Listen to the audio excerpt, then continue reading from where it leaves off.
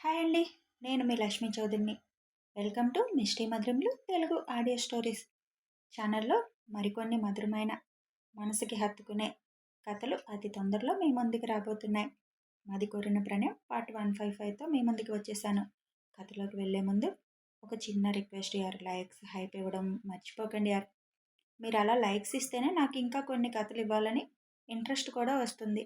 మీరేమో చదివి సైలెంట్గా వెళ్ళిపోతున్నారు. ఇక కథలోకి వెళ్దాం. భూమి చాలాసేపు దక్ష వస్తాడని ఎదురు చూస్తుంది. కానీ ఆ రోజు కూడా నిరాశ ఎదురవడంతో, రోజు నన్ను ఏదో ఒక విధంగా చూసుకుంటున్నారు కదా, అందుకే రావడం లేదు, మీరు చెప్తాను మీ పని అని ఒక నిర్ణయానికి వచ్చి ప్రశాంతంగా నిద్రపోతుంది. ఉదయాన్నే లేచి పని అమ్మాయి సాయంతో వాష్రూమ్కి వెళ్ళి తన పని తాను చేసుకుంటుంది. రెడీ అయి మంచం మీద కూర్చుంటుంది. హర్ష గారు పైకి వచ్చి కాలు కట్టు ఓపెన్ చేసి చూస్తారు. చాలా వరకు కుట్లు మాడిపోవడంతో అది మార్చి మళ్ళీ ఇంకొక కట్టు కట్టి, కాలు మాత్రం కింద మోపకు భూమి, మళ్ళీ బ్లీడింగ్ అవుతుంది, ఇప్పుడిప్పుడే మాడుతుంది కదా అని అంటారు. ఓకే పెదనాన్న, పెట్టడం లేదులే, ఈరోజు నుంచి నేను రూమ్లోనే ఉండిపోతా, బయటికి రాను అని అంటుంది. ఎందుకని? వాళ్ళు నీ దగ్గరికి రావాలనా అని నవ్వుతూ అడుగుతారు. హా, మీ అల్లుడు పెద్ద దొంగ, రోజు నన్ను బాగానే చూసేసుకుంటున్నాడు, అందుకే బతిమలాడుతున్నా కొండ దిగడం లేదు. చూస్తా, కనిపించకపోతే ఎన్నాళ్ళు నన్ను చూడకుండా ఉండగలరు అని. ఇక మీ కోడలు మరీ ఎక్కువ చేస్తుంది. నా వరకు నేను అందరినీ బతిమలాడాను, సారీలు చెప్పేశాను. పెదనాన్న ఇంకా ఇంకా చెబుతుంటే వాళ్ళు ఇంకా ఇంకా కొండెక్కి కూర్చుంటున్నారు. అందుకే ఈ కొత్త ప్రయోగం. మీరు నాకు దీనికి సహకరించాలి. మన ఇద్దరి మధ్య సీక్రెట్ ఇది అని అంటుంది మూతి ముడిచి. వాళ్ళందరిది అని హర్ష గారు అనగానే, హా, వాళ్ళందరిది కోపం కాదు, బాధ. మరి నాది కూడా బాధే, అదెందుకు అర్థం కావడం లేదు? మీరు వాళ్ళకి సపోర్ట్ చేస్తే ఊరుకోను అంటుంది. నేనెవరికి సపోర్ట్ చేయను, న్యూట్రల్గా ఉండిపోతాను. నీకు నచ్చింది నువ్వు చేసుకో, కానీ రూమ్లోనే ఉండడం అంటే నీకు బోరు కదా. నాకేం బోర్ లేదులే, టీవీ ఉంది, ఫోన్ ఉంది, ల్యాప్టాప్ ఉంది, బుక్స్ కూడా ఉన్నాయి. చాలా రోజులు అయిపోయింది బుక్స్ ముట్టుకోక, ఇక వాటిని కూడా స్టార్ట్ చేయాలి అని అంటుంది. సరే నీ ఇష్టం, అయితే మన ఇంట్లోనే వంట చేసేయమంటాను. ఇంకా ఇక్కడే మన ఇద్దరం తిందాం. ఒక్క 10 రోజులు ఆగండి పెదనాన్న, నేనే వండి పెడతా మీకు. 10 రోజులు కాదు, ఇంకో 2 నెలలు నువ్వు వంటగదిలోకి వెళ్తే ఊరుకోను. అమ్మో, అన్ని రోజులా? కాలు లోపల నరాలు కట్టయ్యాయిరా నీకు, అవి చాలా సెన్సిటివ్గా ఉంటాయి. అవన్నీ సెట్ అవ్వాలి అంటే చాలా రెస్ట్ అవసరం. నువ్వు నడుస్తూ ఉంటే కాలు మీద బరువు పెడితే అవి నిన్ను ఇబ్బంది పెడతాయి. కాబట్టి ఫుల్ రెస్ట్ అవసరం నీకు. అయినా మంచం మీద ఉండే ఒక్కొక్కరితో అన్నీ చేయించుకో అని అంటారు నవ్వుతూ. అంతలేదు, వాళ్ళెవరు నాకు చేయరు పెదనాన్న. సరే మరి నేను ఫ్రెష్ అయ్యి వస్తాను అని కిందకి వెళ్ళిపోతారు హర్ష గారు. వెంటనే ఫోన్ తీసుకొని, ఇదే first and last and final, నేను మీకు సారీ చెప్పడం. ఇక సారీ కూడా చెప్పను. ఎందుకు చెప్పాలి? నేను సారీ అని ఐఆమ్ వెరీ సారీ అన్నాగా వందోసారి అని పాటని చిన్నగా ఒక 3 లైన్లు హమ్ చేసి, హలో రాక్షిష్, ఇదే నేను లాస్ట్గా చెప్పే సారీ. ఇక నేను సారీ చెప్పను. మీ నల్ల త్రాచు మీద మీకు ప్రేమ ఉంటే ఎక్స్క్యూజ్ చేయండి, ప్రేమ లేకపోయినా క్షమించండి. గుడ్ మార్నింగ్ శ్రీవారు అని వాయిస్ మెసేజ్ పెట్టేసి ఫోన్ పక్కన పెట్టేస్తుంది. విజయ్ వచ్చి కిందకి తీసుకువెళ్ళాలని చూడడంతో, అవసరం లేదన్నయ్య, నేనింకా కిందకి రాను. పెదనాన్నతో కూడా మాట్లాడేశాను. నేను ఈ గదిలోనే ఉంటా, నా కాలు తగ్గే వరకు. నీకెందుకు అంత శ్రమ? ఇన్ని రోజులు నన్ను మోసినందుకు థ్యాంక్ యూ. నా వల్ల మీరందరూ శ్రమ పడాల్సిన అవసరం లేదు, బాధపడాల్సిన అవసరం అంతకన్నా లేదు. అదే అక్షయ అయితే నువ్వెన్ని రోజులు మాట్లాడకుండా ఉంటావా? ఏదైనా సొంత చెల్లి సొంత చెల్లే, అద్దె చెల్లి అద్దెదే అని భూమి చిన్న స్మైల్తో అనగానే, కొట్టేనంటేనా అని చెయ్యెత్తుతాడు విజయ్. కోపం వస్తే కొట్టేయొచ్చు కదా, ఒక దెబ్బతో పోతుంది. ఈ అలగడాలేంటో నాకు అర్థం కావడం లేదు. ఏ, నేనన్న మాట తప్ప? అక్షయ ఉండి ఉంటే ఇన్ని రోజులు మాట్లాడకుండా ఉంటావా అని అడుగుతుంది విజయ్ కళ్ళల్లోకి సూటిగా చూస్తూ. అదే నువ్వు భరత్ అయితే నీ మనసులో మాట చెప్పకుండా ఉంటావా అని అడుగుతాడు విజయ్. చెప్పను అని నిర్మోహమాటంగా చెబుతుంది భూమి. విజయ్ ఆశ్చర్యంగా అనుమానంగా చూస్తుంటే, అవునన్నయ్య, నిజమే చెప్తున్నాను, చెప్పను. వాడికి కూడా. ఎందుకంటే వాడు ఆవేశంలో నిర్ణయాలు తీసుకుంటాడు. నేను నీకు చెప్పకపోవడానికి కారణం, నీ బావ నువ్వు జిగిరి దోస్తులు కదా. నీ నోటిలో మాట అస్సలు దాగదు. ఈ మాట మీ బావే 100 సార్లు అన్నారు. మరి నాదా తప్పు అని అంటుంది కళ్ళు తిప్పుతూ.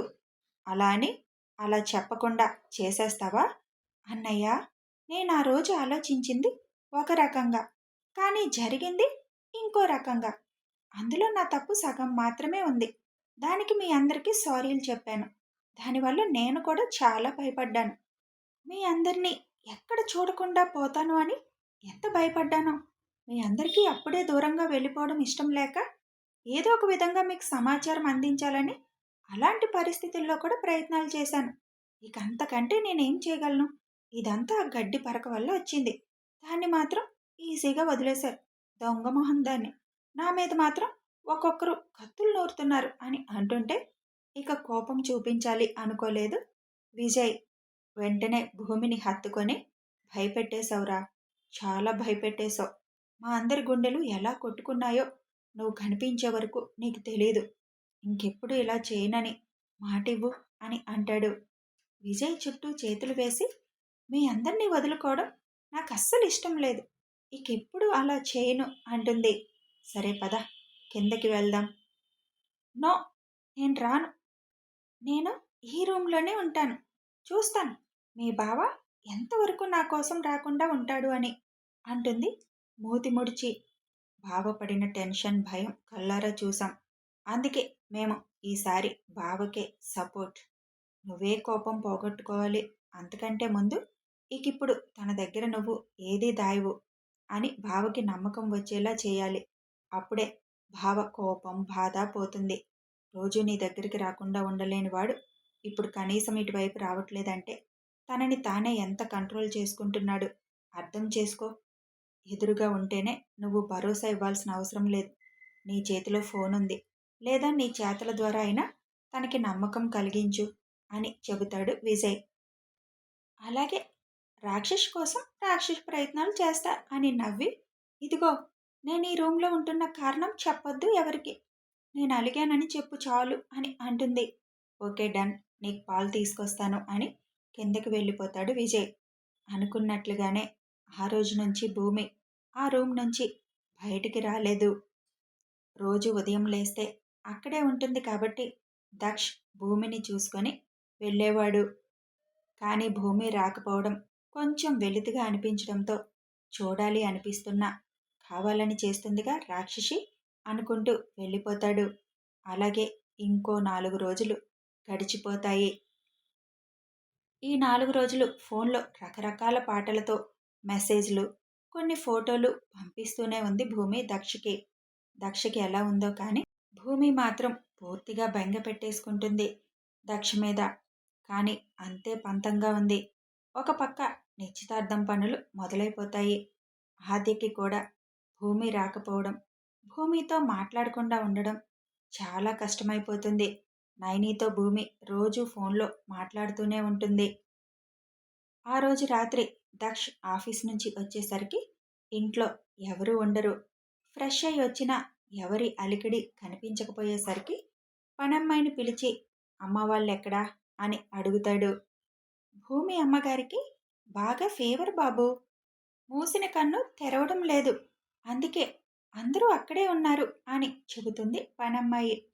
పనమ్మాయి చెప్పిన మాట విని హర్ష గారికి ఫోన్ చేస్తూ గార్డెన్లోకి వెళ్తాడు దక్ష్. అప్పటికే భూమికి ఇంజెక్షన్ చేసి అందరూ కిందకి వచ్చేస్తారు. ఆద్య మాత్రం అక్కడే కూర్చుంటుంది. దక్ష్ ఫోన్ రావడంతో వెంటనే లిఫ్ట్ చేస్తారు హర్ష గారు. ఏమైంది మామ నీ కూతురికి అని అడుగుతాడు. వాళ్ళ ఆయన కోసం బెంగ పెట్టుకుంది అని హర్ష గారు చెబుతారు. ఆ మాటకి పెదాల మీద నవ్వు చేరుతుంది దక్షకి. అది దొంగ జ్వరమా, నిజమైన జ్వరమా మామ? అబద్ధం చెప్పావంటే నీ కూతురుతో పాటు నీకు కూడా పనిష్మెంట్ ఉంటుంది అని అంటాడు. నిజంగా వచ్చిన జ్వరమే. దొంగ జ్వరం ఎందుకొస్తుంది? రోజు డల్గానే ఉంటుంది. రాత్రి నుంచి కొంచెం నీరసంగానే ఉంది. అన్నం కూడా తినలేదు రాత్రి. ఎంత బతిమిలాడినా తినబుద్ధి కావడం లేదు అంది. పాలు తాగి మాత్రమే పడుకుంది. ఉదయాన్నే చూసేసరికి లైట్గా ఫీవర్ మొదలైంది. ఇంజెక్షన్ చేశాను, కానీ తగ్గలేదు. సాయంత్రం నుంచి బాగా ఎక్కువైపోయింది. అది మందులకి తగ్గే జ్వరం కాదు. అర్థమైందనుకుంటా నేనేం చెప్పాను అని. ఇక చాలే ఇచ్చిన పనిష్మెంట్. కొంచెం కరుణించు నా కూతుర్ని అని అంటారు హర్ష గారు. వెంటనే వైజయంతి గారు ఫోన్ తీసుకొని, ఫోన్ చేయడం ఏంటి నాన్నా, ఇక్కడికి రా, నీ పేరే కలవరిస్తుంది మీ ఆవిడ. నువ్వు కనిపిస్తే తప్ప ఆ జ్వరం పోదు. ఇక చాలే, ఏదైనా ఉంటే మాట్లాడుతూనే పనిష్మెంట్ ఇవ్వు అని ఫోన్ కట్ చేస్తారు వైజయంతి గారు.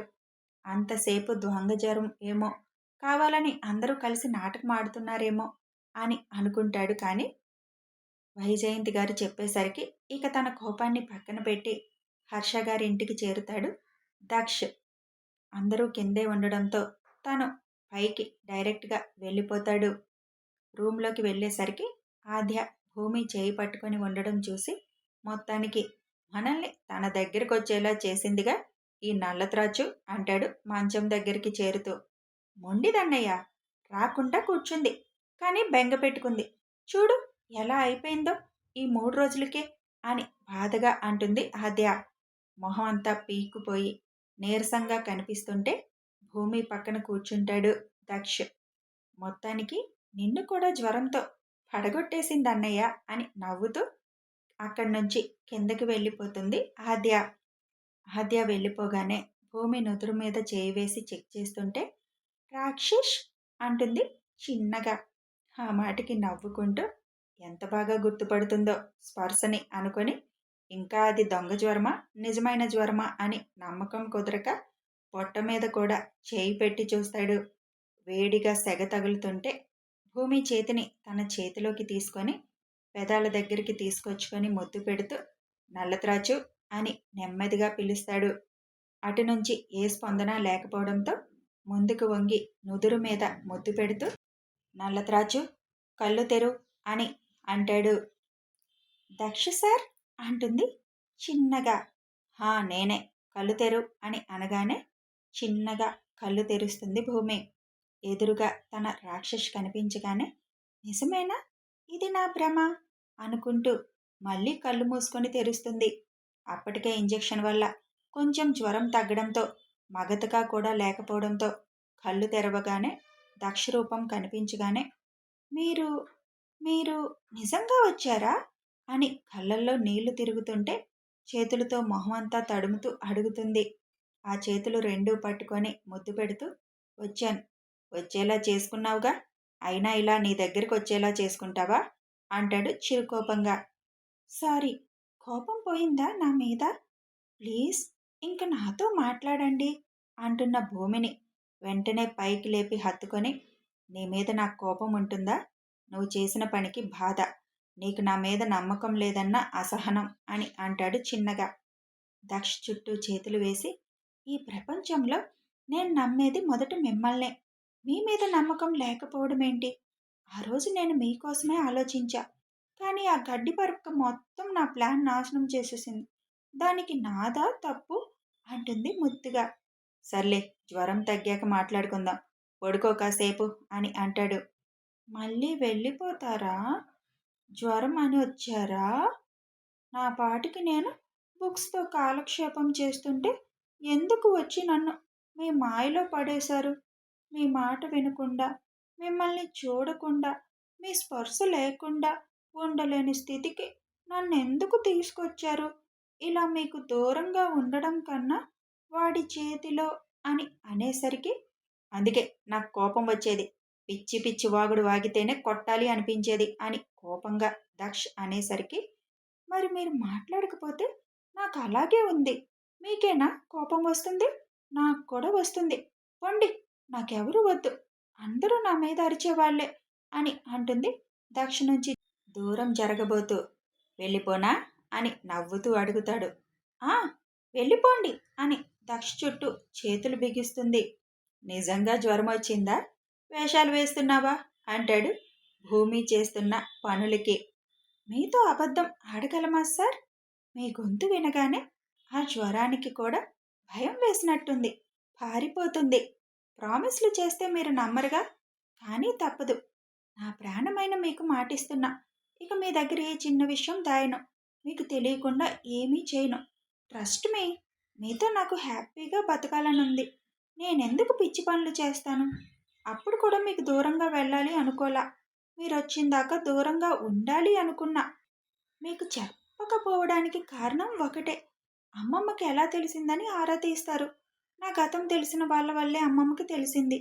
కాబట్టి వాళ్ళని కనుక్కోవడం కోసం మీరు ప్రయాణం తప్పకుండా ఆపేసేవాళ్ళు. అందుకే అలా చేశాను.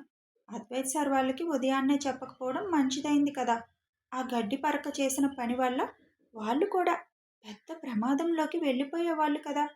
మీరనుకొని అద్వైత్ సార్ని తీసుకొచ్చారు, కానీ ముందే తెలిస్తే ఏం చేసేసేవాళ్ళో. అయినా ఇదంతా భగవంతుడు ఆడించిన ఆట. అందులో నేనొక బొమ్మని. నా మీద మీకు కోపం తగునా అని అంటుంది ముద్దుగా మొహం పెట్టి. ఆహా, ఇంకా అంటాడు పిచ్చి పిచ్చిగా ఉన్న భూమి జుట్టుని సరిచేస్తూ. మీరు నల్లత్రాజు అని పిలిచే పిలుపు వినపడక నా చెవులు ఇంకేమీ వినను అని మొరాయిస్తున్నాయి. మీ చూపు నోచుకోక నా కళ్ళు అల్లాడిపోయాయి. మీ స్పర్శ లేక నా తనువు ఇక దేనికి స్పందించడమే మానేసింది. మీ పెదాలు తాకక నా అధరాలు ఎండిపోయినట్లు చప్పగా అయిపోయాయి. మీ కౌగిలి లేక మీ నల్లత్రాజు జీవం ఉన్న బొమ్మలా మారిపోయింది. మీ ఊపిరి తగలక ఊపిరి కూడా భారంగా మారిపోతుంది. విరహ వేదనతో నా గుండె నా రాక్షేష్ అని కొట్టుకుంటుంది. ఇకనైనా వాటికి జీవాన్ని అందించండి శ్రీవారు అంటుంది చిన్న స్మైల్తో. ఆహా, కవిత్వం చెబుతుందే అమ్మాయి అని అంటాడు. వెంటనే దక్ష గుండెల మీద వాలిపోయి, చాలా, నా కోసం ప్రాణాలిచ్చే మీరు దక్కినందుకు నేను చాలా అదృష్టవంతురాల్ని. అలాంటిది మిమ్మల్ని బాధ పెడతానా నేను ఎప్పుడైనా? నా ప్రమేయం లేకుండానే కొన్ని కొన్ని జరిగిపోతున్నాయి. ఎప్పుడైనా నా మీద కోపం వస్తే గట్టిగా ఒక దెబ్బ కొట్టండి. లేదా మీరిస్తారే స్వీట్ టార్చర్, అలా ఇచ్చి నన్ను పనిష్ చేయండి. అంతేకాని దూరంగా ఉండకండి. అది నీ పనులను బట్టి ఉంటుంది. ఇదిగో చూడండి, ఏదో ఒకరోజు నాకు టైం వస్తుంది. అప్పుడు తెలుస్తుంది నేను పడిన బాధ ఏంటో మీకు. నేను నీలా పిచ్చి పనులు చేయనుగా. చూద్దాం, నాకెప్పుడో మీరు కోపం తెప్పిస్తారు. అప్పుడు అప్పుడు చెప్తాను ఈ భూమి అంటే ఏంటో అంటుంది.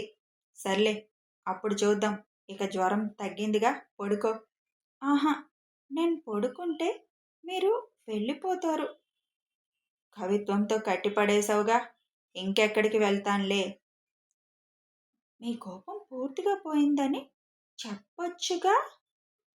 కోపం పోకపోతే ఇంత నీకు దగ్గరగా ఉంటానా?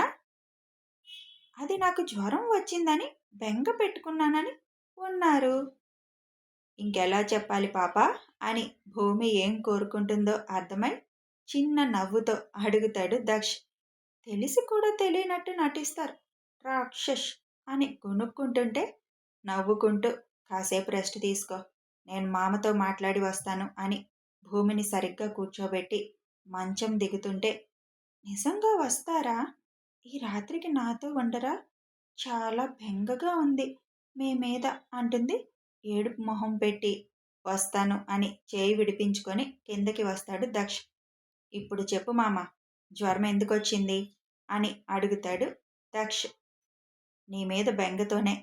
మళ్ళీ అడుగుతావేంటి అంటారు హర్ష గారు. తనేమి చంటిపిల్ల కాదులే, బెంగ పెట్టుకొని జ్వరాలు తెచ్చుకోవడానికి. విషయమేంటో చెప్పు. అయ్యా కూతుర్లు కలిసి నాటకాలు ఆడలేదు కదా, ఇప్పుడు తను బాగానే మాట్లాడుతుంది అని అనుమానంగా అడుగుతాడు దక్ష్.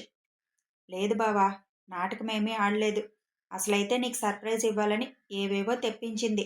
రేపు నీకు వీకెండ్ కదా, రేపు ఎలా అయినా నిన్ను తన దగ్గరికి వచ్చేలా చేసుకోవాలి అని చాలా పెద్ద ప్లానే వేసుకుంది. అలాంటిది జ్వరం ఎందుకు తెచ్చుకుంటుంది? ఏదైనా అబద్ధం ఆడితే నువ్వు ఇంకా కోపం పెంచుకుంటావని తనకు తెలీదా ఏంటి అని అంటాడు విజయ్. అది నిజం. నేను అన్నాను. వాడినిక్కడికి వచ్చేలా చేయాలి అంటే నీకు బాగోలేదు అని చెప్తే పరుగు పెట్టి వచ్చేస్తాడు. చెప్పమంటావా మరి? ఒక ఉల్లిపాయ వాడితే చాలు నీకు కొద్దిగా ఫేవర్ వచ్చేస్తుంది అని అన్నాను నేను. కానీ తనేమందో తెలుసా? అబద్ధమాడి పిలిపించాము అంటే ఆయనకి ఇంకా కోపం వస్తుంది. అయినా అలా అబద్ధమాడి ఆయన్ని ఇంకా టెన్షన్ పెట్టొద్దు. నా వల్లే చాలా టెన్షన్ పడ్డారు, భయపడ్డారు. ఇప్పుడు మళ్ళీ నాకు బాగోలేదని చెప్పి టెన్షన్ పెట్టొద్దు అసలు. నా కోసం ఆయన తప్పకుండా వస్తారు. ఆయన బాధంతా పోవాలి. ఎలా చెప్తే ఆయనకి నమ్మకం కుదురుతుందో అలా నేనే చెప్పుకుంటా అని అంది. టాబ్లెట్స్ పవర్ ఒకటి, నువ్వు కనిపించలేదు అన్న బెంగ కూడా కొంచెం ఉన్నట్టుంది తనకి. బాగా ఓవర్ హీట్ ఒకటి చేసేసింది. దానికి తోడు తిండి మాత్రం సరిగ్గా తినలేదు. బెంగ కూడా ఉందిలే. రెండూ కలగలిపి అలా జ్వరం రూపంలో బయటికొచ్చింది. ఇక చాలే నాన్న మీ కోపాలు. ఇంకొకసారి అలా పొరపాటును కూడా చేయదు. ఎందుకంటే దీనివల్ల ఎక్కువ భయపడింది, బాధపడింది తనే కదా. మేమందరం మాట్లాడినా నువ్వు మాట్లాడకపోతే తనకేం బాగుంటుంది చెప్పు? సరే మేం వెళ్తున్నాం. నువ్వు తినేసి వద్దు గాని రా అని అంటారు వైజయంతి గారు. ఇక్కడ తింటాడులే, వండిచ్చానుగా నేను కూడా అంటారు హర్ష గారు.